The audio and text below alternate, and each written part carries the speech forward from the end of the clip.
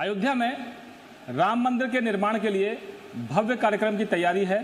5 अगस्त को प्रधानमंत्री नरेंद्र मोदी शिलान्यास करेंगे।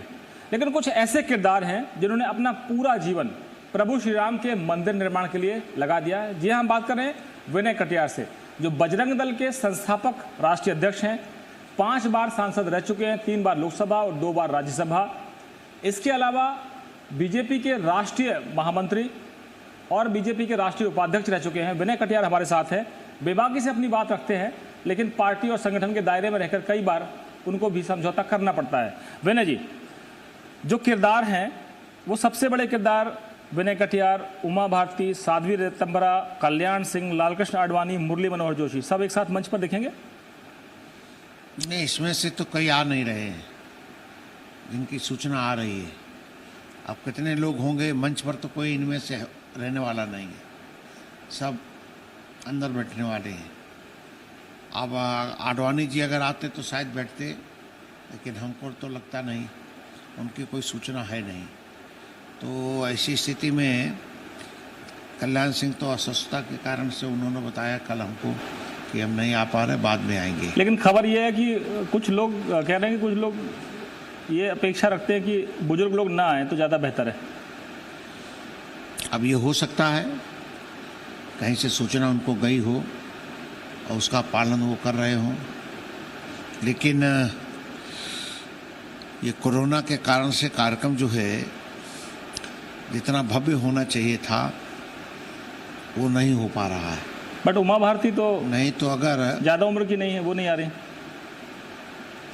अब उमा जी का तो मालूम नहीं है, उमा जी कब क्या कह देती हैं कुछ पता नहीं चलता है, लेकिन जो कहती हैं ठीक ही कहती होंगी, उनकी सोच है, उनकी समझ है। वो तो कह रहे हैं कि राम किसी एक के नहीं है, राम सबके हैं। ये बात तो ठीक है, ये तो बात हम भी बोलते हैं, राम किसी के एक के नहीं है, सबके राम है।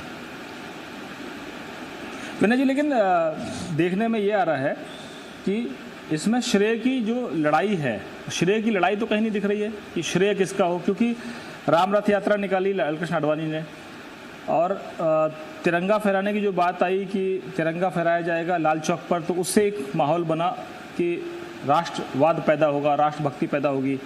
इसके अलावा साध्वी उमा भारती रही हों, साध्वी ऋतंभरा रही हों, या विनय कटियार रहे हों, या खुद बड़े अशोक सिंघल जो अब हमारे बीच में नहीं हैं, जो विश्व हिंदू परिषद के अंतर्राष्ट्रीय महामंत्री रहे हैं, फिर अध्यक्ष रहे हैं, आचार्य गिरिराज किशोर, महंत रामचंद्र परमहंस दास, ये सब लोग जो है रामचंद्र दास परमहंस से लेकर सब तक वो जो शिलाएं थी उनकी भी चर्चा खूब हो रही है कि जो शिलादान हो गया था वो शिलाएं कहाँ पर हैं? नहीं, एक शिला थी, शिलाएं नहीं थी, एक शिला थी, उसको कहीं रखा गया है। अब उसको हम खुजवाते हैं कहाँ पर रखा गया है, ट्रेजरी में शायद उसको रखा गया था, तो अब उसको मंगवा लेंगे। अब तो सब चीज़ें ख़त्म हो गई हैं, बात करेंगे इन लोगों से, चंपत राय से चर्चा करेंगे कि अब वो मंगवा ली जाए। तो आपको लगता है कि चर्चा पहले नहीं होनी चाहिए थी? लोग कह रहे हैं कि भाई पहले तो कुछ किया ही नहीं, खाली इनविटेशन कार्ड आ रहे हैं। जिन्होंने सब कुछ जान लड़ा दी, जिन्होंने पूरा सब कुछ जीवन कुर्बान कर दिया, उनको सिर्फ इनविटेशन कार्ड। अब चलिए, इनविटेशन कार्ड ही बहुत बड़ी बात है।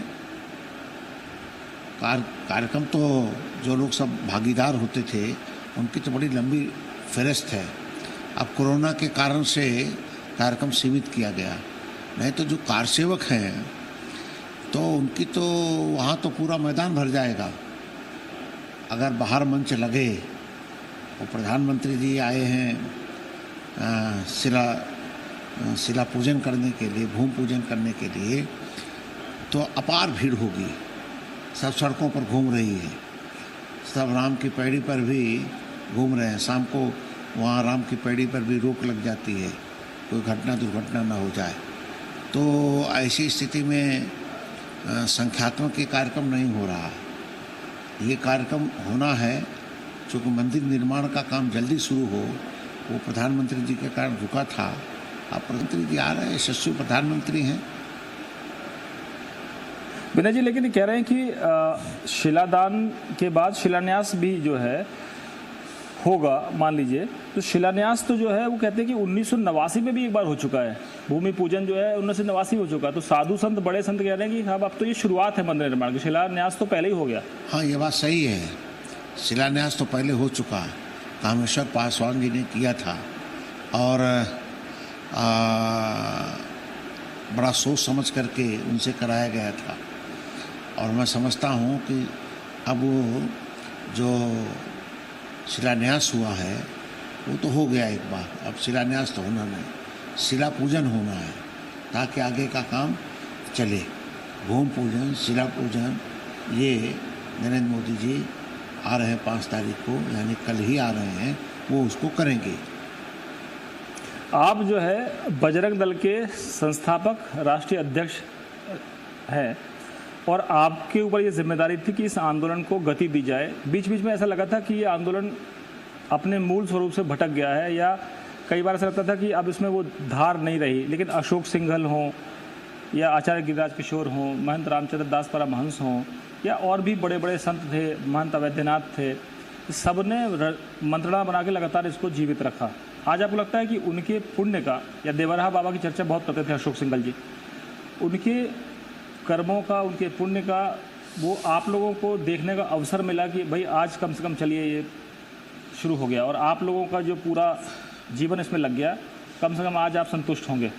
मैं पूरी तरह संतुष्ट हूँ, और संतुष्ट क्या हूँ, बड़ी प्रसन्नता है। और देवराहा बाबा जी एक बात कहते थे, मजीरा बजाते चलो, राम मंदिर बनेगा। माननीय अशोक जी इसकी चर्चा बहुत करते थे। हम देवराहा बाबा से मिलने गए थे, माननीय अशोक जी भी थे, दाऊदयाल खन्ना भी साथ में थे, उनके साथ मिले थे।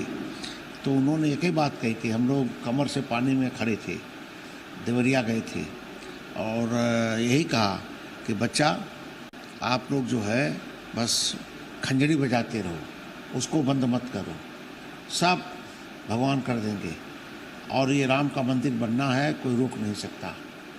तो वो आ गया समय राम मंदिर बनने का। एक बार देवराहा बाबा भी बीच में नहीं है जी।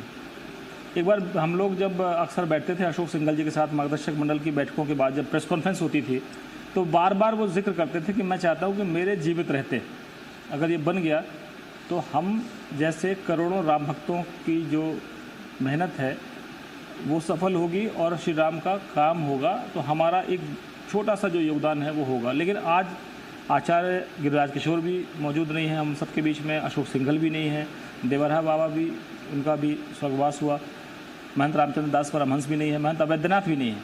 तो आपको नहीं लगता कि ये जो मनीषी थे, ये जो पुरोधा थे, इन्होंने कम से कम एक आधार तो रख दिया था? हाँ, आधार रखा, और आधार नहीं रखा, बड़ी मेहनत की। माननीय अशोक जी ने तो अटूट मेहनत की, और माननीय अशोक जी में एक विशेषता थी, जिससे बात करते तो व्यक्ति प्रभावित होकर जाता था और सहज तैयार हो जाता था राम जन्मभूमि के लिए। तो सब संतों को भी उन्होंने जोड़ने का काम किया। देश के अंदर बहुत सारे संतों के मठाधीश हैं, सब जुड़ गए थे, लगभग 1-2 को छोड़ दिया जाए, लगभग सब जुड़ गए थे, और बहुत अच्छा काम किया माननीय अशोक जी ने संतों को जोड़ने का काम। और अगर केवल संत सभा ही हो जाती तो बहुत बड़ी सभा हो जाती है। लेकिन अब कोरोना के कारण से लिमिटेड कर दिया गया, कुछ अयोध्या के स्थानधारियों को बुलाया गया है, जो मैंने सुना है। अभी कितनी लिस्ट है, क्या है, हमको जानकारी नहीं है। विनय जी, अक्सर ये चर्चा होती है कि वेटिकन सिटी हो, मक्का मदीना हो, उससे भव्य दिव्य जैसे उसी तरह से कुछ ऐसा बने कि जो हिंदुओं की आस्था का सबसे बड़ा केंद्र होगा पूरी दुनिया में, वो अयोध्या होगा, राम मंदिर होगा। आपको लगता है कि वो जो दिमाग में आप लोगों की कल्पना थी वही साकार होने वाली है या कुछ और अलग होगी? नहीं, अलग कुछ नहीं होने वाला है। मंदिर का व्याप बढ़ा दिया गया है। पहले छोटा बन रहा था, जगह का अभाव था, अब कोई जगह का अभाव नहीं है। जो भी भवन भी आएंगे उनको हटाया जाएगा, जैसे मानस भवन है उसको हटाया जाएगा, एक आध मंदिर हटाए जाएंगे, ये सब काम होगा, और ये पूरा काम पूरा करना है। जी विनय जी, एक बात और जो सबसे अहम है वो ये है कि अक्सर ये कहा जाता है कि अगर ये बात सुप्रीम कोर्ट के फैसले से हल हो गई है और मुस्लिम पक्ष पहले ही मान जाता तो शायद ये इतना लंबा नहीं खिंचता।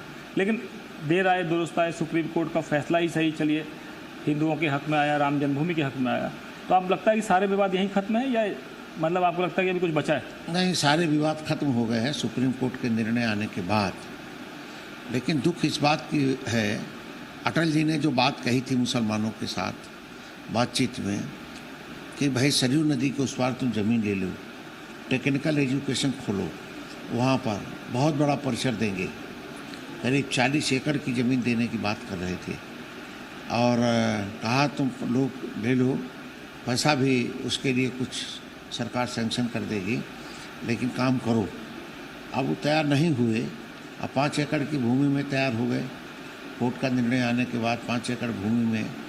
लेकिन अच्छा है, देर शायद दुरुस्त आए, हमको कोई आपत्ति नहीं है। लेकिन अगर ये पहले हो गया होता तो ये जितने नाम आपने गिनाए जो हमारे बीच में नहीं है, वो सब आज हमारे बीच में होते।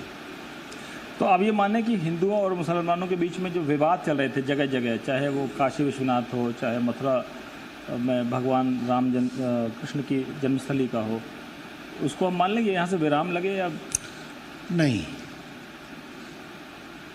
अयोध्या तो हम लोग नारा लगाते थे झांकी है, मथुरा काशी बाकी है। तो ये जो मथुरा और काशी है, अब मेरा काम तो यहाँ से पूरा हो गया है। जिनका निर्माण का करने का दायित्व है वो निर्माण कराएं। अब मैं चलता हूँ काशी या मथुरा, दोनों स्थानों पर जाऊँगा, देखूँगा, अध्ययन करूँगा और लोगों से बात करूँगा। श्री राम की जन्मभूमि में मुक्ति में संघ का बड़ा भारी रोल था और उसके बिना काम हो ही नहीं सकता था। सारे कार्यकर्ता उसमें लगे थे, जुटे थे। तो अब मथुरा काशी जाना बहुत ज़रूरी है और वहाँ पर भी आंदोलन चलाना है। लेकिन वहाँ कोई ज़्यादा काम नहीं है, मंदिर बनाया है। जो मस्जिद जिसको कहते हैं वो मंदिर का भग्नाशेष है, वही हमको केवल मिल जाए, उसको तोड़ना नहीं है, वो मिल जाए, उसको रिपेयरिंग कर देंगे तो वो अच्छा हो जाएगा। आपको लगता है इतनी आसानी से मिल जाएगा? नहीं लगता है, संघर्ष करना पड़ेगा। और जैसे राम जन्मभूमि का संघर्ष हुआ है, इससे भी ज़्यादा लंबा संघर्ष करना पड़ेगा। और मेरे जीवन में भी वो हो पाएगा कि नहीं, ये कहना कठिन है। लेकिन अभी के दौर में आपकी सरकारें या आपकी पार्टी की सरकारें देश के कई राज्यों में हैं और कहा था कि पूरे देश में जहाँ जहाँ आपकी सरकारें बनी है, इतना बड़ा मैंडेट मिला है, इतनी बड़ी संख्या के साथ मोदी सरकार वापस सत्ता में आई है, तो लोग कहते हैं कि अब राम जन्मभूमि मिल गया है, अब बाकी विवाद छोड़ दीजिए, क्या दिक्कत है? कैसे विवाद छोड़ दें भाई? हमने 3 ही स्थान मांगे। एक तो मिल गया कोर्ट के द्वारा, जिसमें बहुत सारे बलिदान हुए। मैं बताना चाहता हूँ, विश्व में कोई ऐसा धार्मिक स्थान नहीं है जिसको प्राप्त करने के लिए इतना बड़ा बलिदान किया हो। 3.5 लाख से अधिक लोग बलिदान हुए राम जन्मभूमि को प्राप्त करने के लिए, 3.5 लाख से अधिक। 78 बार युद्ध हुआ है, 76 बार पहले हुए, 2 बार हम लोगों कार्यकाल में हुआ है, 78 बार युद्ध हो गया है और लोग मरे हैं, शहीद हो गए हैं। तो ऐसी स्थिति में इतने बड़े संघर्ष करने के बाद हमको ये एक प्रकार से न्याय मिला है, तो बाकी स्थानों को हम तोड़ने की तो बात अब कर नहीं रहे। हम तो जो वो स्थान बने हैं उनको प्राप्त करने की बात कर रहे हैं। वो हमको मिलने चाहिए स्थान, ताकि वो हम बता सकें कि भाई ये कोठरियाँ मेरी थीं, ये मेरा स्थान है, हम यहाँ पर पूजा पाठ कर सकते हैं। तो पूजा पाठ के लिए तो दे ही सकते हैं, तो ये काम करेंगे। लेकिन विनय जी, अगर आज की बात करें तो लोग कहते हैं कि कई सरकारें, चाहे वो यूपी की सरकार ने तो कहा था कि राम के अस्तित्व के ऐतिहासिक प्रमाण नहीं हैं। सुप्रीम कोर्ट में हलफनामा दाखिल हुआ था 2007 में और कहा था राम सेतु के अस्तित्व का सवाल नहीं है, एक प्राकृतिक रचना है, ये पत्थरों की एक श्रृंखला है। और अब उसी पार्टी के दिग्विजय सिंह ये कहते हैं कि राम किसी की बपौती नहीं है, और वो लोग भी राम नाम जप रहे हैं, हनुमान चालीसा का पाठ कर रहे हैं। वहाँ पूर्व मुख्यमंत्री कमलनाथ हैं, वो भी राम का नाम जप रहे हैं, हनुमान चालीसा का पाठ करेंगे। मैं आपसे जानना चाहता हूँ कि क्या अब लगता है कि उनको सद्बुद्धि आ गई है, या लगता है कि राम जो है वो वोट दिलाएंगे अब उनको? नहीं, दिग्विजय सिंह जी तो आतंकवादियों को प्रश्रय देने का काम करते हैं। उनको बचाने का काम करते हैं। उत्तर प्रदेश में इसके प्रमाण हैं। दिग्विजय सिंह उनके साथ रहे हैं, तो दिग्विजय सिंह की बात का तो कोई विश्वास नहीं है। वो कब क्या कहते हैं मालूम नहीं है। लेकिन कमलनाथ तो पहली बार चूँकि उनकी कुर्सी चली गई है तो इसलिए वो व्याकुल हैं। लेकिन कमलनाथ व्यक्तिगत अच्छे आदमी हैं, बढ़िया आदमी है वो। तो क्या कहें कि कांग्रेस को अब ये श्रेय लेने की होड़ तो उनमें भी है कि भाई ताला खुलवाया था राजीव गांधी ने और काम नरसिम्हा राव ने करवा दिए। ताला तो अदालत ने खोल दिया, किसी का आदेश ताला था नहीं। इसमें कांग्रेस का तो कोई श्रेय जाता नहीं। लेकिन नरसिम्हा राव ने मौन सहमति दी एक तरह से कि आप ढांचे को जो है नरसिंह राव ने क्या किया है वो तो हमको मालूम है। और तो आप जनता को बता क्यों देते? अब तो राम मंदिर बन रहा है। नहीं, हमने तो बताया है जनता को। फिर भी बता दीजिए। नहीं, हम उनको बोल के आए थे कि हम ये स्थान रहने नहीं देंगे। हाँ। मंदिर बनेगा। क्या कहा था नरसिम्हा राव जी ने? नरसिंह राव हंसने लग गए। उन्होंने कहा तुमसे फिर बात करेंगे, फ़ोन पर बात करेंगे। तब तक यहाँ गिरने लगा। नरसिंह राव का फ़ोन आया, कहा बहुत हो गया है, हालत देश के ख़राब हो रहे हैं, अब सबको कहो कि जाएं वापस। तो हमने कहा काम हो गया मेरा, सबको भेज रहा हूँ, गाड़ियाँ आप भेजिए, हम भेजते हैं लोगों को। तो उन्होंने कहा पहले साउथ के लोगों को भेज देना। हमने साउथ के लोगों को पहले भेज देंगे, लेकिन सबको जाना है, बाकी बसें लगाएंगे। तो सब कर रहे थे क्योंकि सरकार तो जा चुकी थी, लेकिन तब भी इतना तो नियंत्रण था ही तब तक, तो वो काम कर रहे थे। तो नरसिंह राव से बहुत सारी बातें हुई हैं। तो आपको लगता है कि उनका भी बहुत बड़ा योगदान है? मूक सहमति थी? नहीं, वो कुछ कर नहीं सकते थे, असहाय थे बेचारे। एक होता है उनको एक आ जाता कि चौहान साहब तो यहाँ जब आए तो मैं राष्ट्रपति का चुनाव होने वाला था, तो वोट डालने के लिए मैं यहाँ से उन्हीं के साथ जहाज़ से गया। BSF का जहाज़ था, तो उससे मैं दिल्ली गया। बातचीत हुई जहाज़ में हमारी उनकी। उन्होंने कहा ये क्या कर रहे हो, थोड़ा थोड़ा गिट्टी डलवा रहे हो, अरे इसको बुलडोजर लगा करके पहले गिरा दो और साफ कर दो। हमने कहा आप कह रहे हो? कहा मैं कह रहा हूँ। तो हमने कहा आप बोल दो ना प्रेस को। तो उन्होंने कहा प्रेस को नहीं बोलूँगा, लेकिन तुमको मैं बोल रहा हूँ। तो ये सब अंदर से हिंदू थे, काम इन्हें चाहते थे, लेकिन वोट के लालच कारण कुछ बोल नहीं पा रहे थे। वोट दिखाई दे रहा था। कदाचित अगर ये काम किए होते तो आज स्थिति दूसरी होती। तो आपको ये लगता है कि उस योगदान को भी इतिहास में दर्ज होना चाहिए? क्योंकि कम से कम कोई, जैसे कि नरसिम्हा राव की एक कहा जाता था कि जो वो बोलते नहीं है, एक तरह से वो फैसले नहीं लेते, वो भी एक फैसला है। अगर उन्होंने आप लोगों को रोकने के लिए फोर्स भिजवा दी होती, गोलियां चलवाई होती, तो वो कर सकते थे। लेकिन उन्होंने जब फैसला नहीं किया, इसका मतलब वो आपके साथ थे। नहीं, फोर्स तो वो भेज नहीं सकते। जितना भेजना था फोर्स उन्होंने सब भेजा। अब इससे अधिक तो फोर्स आ नहीं सकता था। कल्याण सिंह मुख्यमंत्री थे, उन्होंने लाठी गोली चलाई नहीं, क्योंकि काम तो उनका था ना, कल्याण सिंह जी का। तो सरकार तो हमारी गई, 4 सरकारें हमारी चली गई, उसी पर उन्होंने ले ली। अर्जुन सिंह के कहने पर दबाव बना करके हमारी सरकारें चली गई। तो ये काम तो कांग्रेस करती रही है ना। कांग्रेस तो चाहती थी कि ऐसा कुछ हो जिससे सरकारें चली जाएं। तो सरकार बनाने के चक्कर में पड़े रहते हैं। उनको सत्ता चाहिए, बाकी कुछ नहीं। लेकिन विनय जी, नगदी नारायण चाहिए उनको। विनय जी, एक ऐसा सवाल है जो आपके पार्टी के लोग भी पूछते हैं और आपकी पार्टी के समर्थक भी पूछते हैं और देश की जनता भी जानना चाहती है कि जिन्होंने राम के लिए रथ यात्रा निकाली, जिन्होंने देश के राष्ट्रवाद को जगाने के लिए झंडे फहराए, जिन्होंने देश के इस हिंदू समाज को इकट्ठा करने के लिए संघर्ष किया, जिन्होंने अपनी कुर्सियां गंवा दी, वो मार्गदर्शक मंडल में बैठ गए जाके। इतने पराये हो। अब ये क्या बताया जाए, जो भी निर्णय है केंद्र का वो हो रहा है। पार्टी संगठन तो सबका होता है, लेकिन दुर्भाग्य है, पार्टी संगठन तो सबका होता है। लेकिन दुर्भाग्य है, उनको बचना चाहिए था, लोगों को इग्नोर नहीं करना चाहिए था। उम्र को देख करके इग्नोर करना ये अच्छा नहीं है। उनके मन में टीस नहीं होगी? पूरी टीस है, जबरदस्त टीस है। क्योंकि मैंने लाल कृष्ण आडवाणी जी का एक इंटरव्यू किया था प्रधानमंत्री के उम्मीदवार के तौर पर, जब वो चुनाव लड़ रहे थे, तब बार बार वो इस बात का जिक्र करते थे कि मैं चाहता हूं कि प्रधानमंत्री बनूं या ना बनूं, राम मंदिर ज़रूर बने।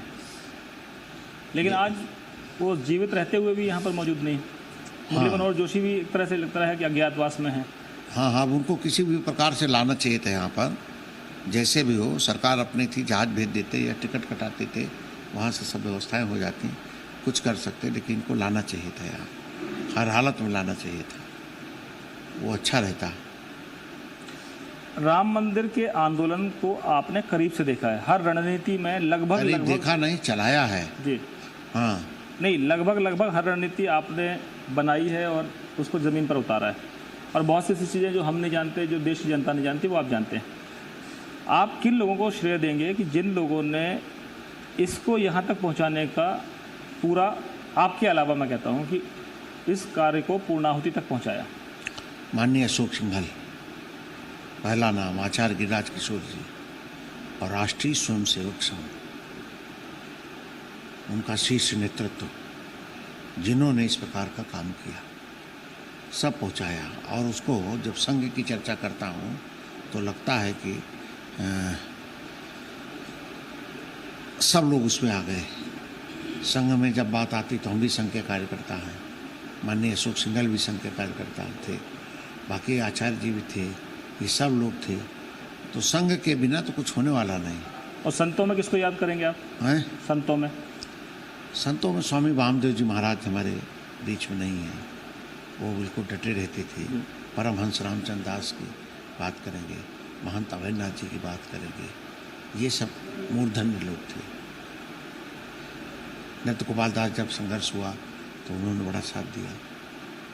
कई बार तलवारें खिंच गई। जब वाजपेयी सरकार थी तो अशोक सिंघल जी के बीच में और वाजपेयी जी के बीच में एक टकराव की स्थिति आ गई थी इसी शिलादान को लेकर, और महंत रामचंद्र दास परमहंस जी इस पर अड़ गए थे कि वो शिलादान करेंगे, तब उनको मनाया गया था। तो ऐसा लगता था कई बार कि सत्ता में आके वाजपेयी सरकार भी वोट के लिए मजबूर हो गई थी, और इसे आरोप खुलकर लगाए थे अशोक सिंघल जी ने कई बार कि अब ये सत्ता के मद में चूर हो गए हैं, अब ये भूल गए राम को, ऐसे भी आरोप लगे थे।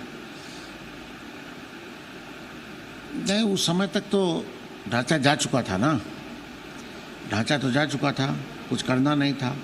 शिला केवल पहुंचानी थी तो शिला पहुंचा देनी चाहिए थी, लेकिन उन्होंने प्रतिबंध लगा दिया। किन कारणों लगाया मालूम नहीं हमको, लेकिन हम लोगों ने कहा था कि ये अच्छा नहीं हुआ, साथ नहीं दिया हम लोगों ने। तो आपको लगता है कई बार बीजेपी भी वोट और सत्ता के चक्कर में बैकफुट पर चली जाती या गई थी? अब जो भी कारण रहा हो उसको कह सकते हो, कई सब अर्थों में कह सकते हो। वोट का लालच हो सकता है, कानून व्यवस्था के नाम पर, क्योंकि उनको मालूम था कि ये सब बड़े आक्रामक हो जाते हैं, बजरंगी जो हैं कंट्रोल में रहते नहीं, वहाँ गए तो फिर कहीं कहीं तोड़ फोड़ कर दें, शायद इस शंका के कारण से उन्होंने यहाँ पर प्रतिबंध लगा दिया। अब आप ये मानते हैं कि ये एक तरह से पूरे दुनिया में मक्का मदीना, वेटिकन सिटी जो ईसाई समुदाय का है या मुस्लिम समुदाय का मक्का मदीना है, इन सब के बराबर में एक हिंदुओं की आस्था का बड़ा केंद्र, भव्य दिव्य जो आप लोगों की परिकल्पना थी, वो साकार होगी? जरूर होगी, और उसी अनुरूप बन रहा है, उसी अनुरूप अब विस्तार हो रहा है। उसका मॉडल का भी अब 5 गुम्बद हो गए, पहले 3 थे, 2 गुम्बद बढ़ा दिए गए, अब 5 गुम्बद हो गए। और अब हम उम्मीद करें कि कोरोना का काल खत्म हो, कोरोना का संकट खत्म हो, तो इस आंदोलन से जुड़े हजारों लाखों जो कार सेवक हैं, स्वयं सेवक हैं, वो एक बार एक भव्य कार्यक्रम में मौजूद रहेंगे। जरूर बात करेंगे, लोगों से बात करेंगे, एक बार उन सबको बुलाया जाए, सब उपस्थित रहें और उनके बीच में कार्यक्रम हो, और संघ के लोग भी उसमें रहें, माननीय मोहन भागवत जी रहें, अच्छा होगा। आज आ रहे हैं मोहन भागवत जी, कल आ रहे हैं। अभी एक ट्रस्ट जो बनाया गया है, राम जन्मभूमि क्षेत्र जो ट्रस्ट बना है, उसमें कहा गया कि आप अपनी श्रद्धा के अनुसार दान दीजिए ताकि ये भव्य दिव्य मंदिर बन सके। दुनिया भर में आबादी है हिंदुओं की, हिंदुस्तान में 80 करोड़ से ज़्यादा हिंदू हैं, तो आपको लगता है कि जनता का जो दान होगा वो उनकी आस्था से जुड़ा होगा, या फिर जो हिंदुओं की ताकत है जिसको आप लोग बढ़ाने में लग रहे हैं, हिंदुत्व का जो नारा देते रहे देश भर में, जो भगवा फहराने की आपकी मंशा थी, उससे जोड़ देंगे लोगों को? नहीं, सबसे जोड़ेंगे, जोड़ने काम सबसे करेंगे, तभी होगा काम। पूरा जोड़ने का काम करेंगे, किसी छोड़ेंगे नहीं, सबको जोड़ेंगे।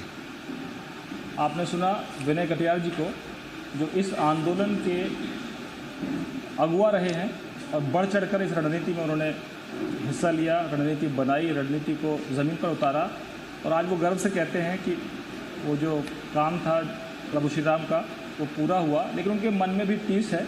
जाहिर है कि जिन लोगों ने अपना सब कुछ न्यौछावर किया वो केवल दूर रहकर ये कार्यक्रम केवल दर्शक बनकर नहीं देख सकते, बल्कि उनकी भागीदारी होनी चाहिए थी। और उनके मन में ये भी टीस है कि मुरली मनोहर जोशी हो, लालकृष्ण आडवाणी हो, कल्याण सिंह हो, उमा भारती हो, ऐसे लोग भी मंच पर मौजूद रहने चाहिए थे और वो यहाँ पर होते तो अच्छा होता।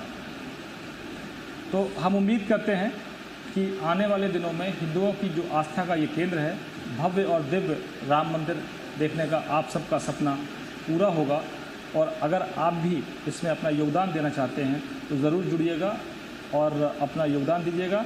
हमसे अगर आप शेयर करना चाहते हैं तो शेयर भी करिएगा। हम देश के और दुनिया के करोड़ों हिंदुओं को ये बताएंगे कि आपने किस तरह से अपना योगदान दिया। बहुत बहुत धन्यवाद।